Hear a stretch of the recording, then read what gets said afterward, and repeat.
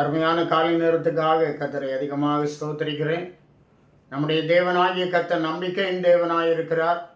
நம்பிக்கை இல்லாத மனுஷனுடைய வாழ்க்கையிலே நம்பிக்கையூட்டி, பயப்படாதே நான் உன்னோடு இருக்கிறேன் என்று சொல்லி அவனை திடப்படுத்தி, தேற்றி, தைரியப்படுத்தி, வலது கரத்தை பிடித்து நடத்துகிற ஆண்டவர் நம்முடைய ஆண்டவர் என்று பார்க்கிறோம். இந்த காலை வேளையிலே நம்முடைய தியானத்துக்காக தெரிந்து கொண்டதான வேத பகுதி எசேக்கியேல் தீர்க்கதரிசியின் புத்தகம் 18வது அதிகாரம் 19வது வசனம். இது எப்படி?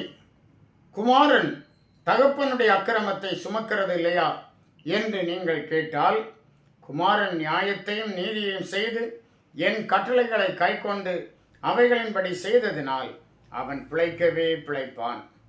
பாவம் செய்கிற ஆத்துமாவே சாகும். பாருங்க, குமாரன் நீதி செய்தால் அவன் பிழைப்பான். தகப்பன் துன்மார்க்கனாயிருந்தால் குமாரன் நீதி செய்தால் அவன் பிழைப்பான். பாவம் செய்கிற ஆத்துமா சாகும் என்று ஆண்டவர் சொல்லுகிறத நாம் பார்க்கிறோம்.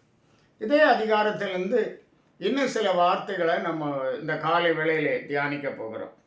இதில் 18வது அதிகாரம் 9வது வசனத்தை நாம் படிக்கும்போது, என் கட்டளைகளின்படி நடந்து என் நியாயங்களை கைக்கொண்டு உண்மையாய் இருப்பானாகில் அவனே நீதிமான்.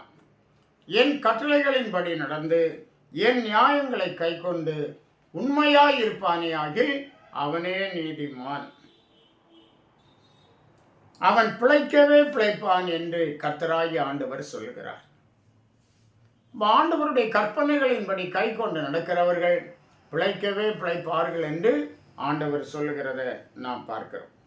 இன்னும் இந்த அதிகாரத்தில் 4வது வசனம் முதல் வாசிக்கும்போது, இதோ எல்லா ஆத்துமாக்களும் என்னுடையவைகள் என்று கர்த்தர் சொல்லுகிறார். இந்த உலகத்தில் இருக்கிற எல்லா நாம் மனுஷர், அது ஸ்பிரிச்சுவலாக சொல்லும்போது ஆத்துமாக்கள், எல்லா ஆத்துமாக்களும் என்னுடையவைகள்.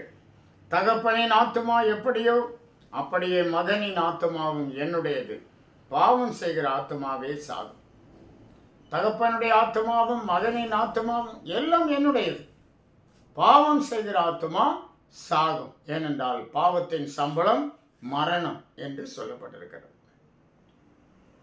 ஒருவன் நீதிமானாயிருந்து நியாயத்தையும் நீதியையும் செய்து மலைகளின் மேல் சாப்பிடாமலும் இஸ்ரவேல் வம்சத்தாரின் நரகலான விக்கிரகங்களுக்கு நேராக தன் கண்களை ஏறெடுக்காமலும் தன் அயலானுடைய மனைவியை தீட்டுப்படுத்தாமலும் தூர ஸ்திரியோட சேராமலும் ஒருவனையும் ஒடுக்காமலும் கொள்ளையிடாமலும் இருந்து கடன் வாங்கினவனுக்கு அடைமானத்தை திரும்ப கொடுத்து தன் அப்பத்தை பசித்தவனுக்கு பங்கிட்டு வஸ்திரம் இல்லாதவனுக்கு வஸ்திரம் தரிப்பித்து வட்டிக்கு கொடாமலும் பொலிசை வாங்காமலும் அநியாயத்துக்கு தன் கையை விலக்கி மனிதருக்குள்ள வழக்கை உண்மையாய் தீர்த்து என் கட்டளைகளின்படி நடந்து என் நியாயங்களை கைக்கொண்டு உண்மையாய் இருப்பானே ஆகில் அவனே நீதிமான். அவன் பிழைக்கவே பிழைப்பான் என்று ஆண்டவர் சொல்லுகிறார். இங்கே சொல்லப்பட்ட இந்த காரியங்களின்படி ஒருவன் கர்த்தருக்கு பிரியமாய் நடப்பானே ஆனால், அவருடைய கட்டளைகளின்படி நடப்பானே ஆனால் அவன் நீதிமானாய் இருக்கிறான். அவன் பிழைக்கவே பிழைப்பான் என்று சொல்லப்பட்டிருக்கிறது. அருமையான தேவ பிள்ளைகளே, இந்த காலை நேரத்தில் இந்த நீதிமானுக்குரிய குணாதிசயங்களை உடையவர்களாக நாம் காணப்படுவோம். இந்த நாள் நமக்கு ஆசீர்வாதமாக இருக்கட்டும். தொடர்ந்து வருகிற எல்லா நாட்களிலும் ஆண்டவருக்கு முன்பாக நீதிமானாக இருக்கக்கூடிய ஒரு பெரிய சிலாக்கியத்தை கர்த்தரிடத்தில் கேட்டு வாங்குவோம்.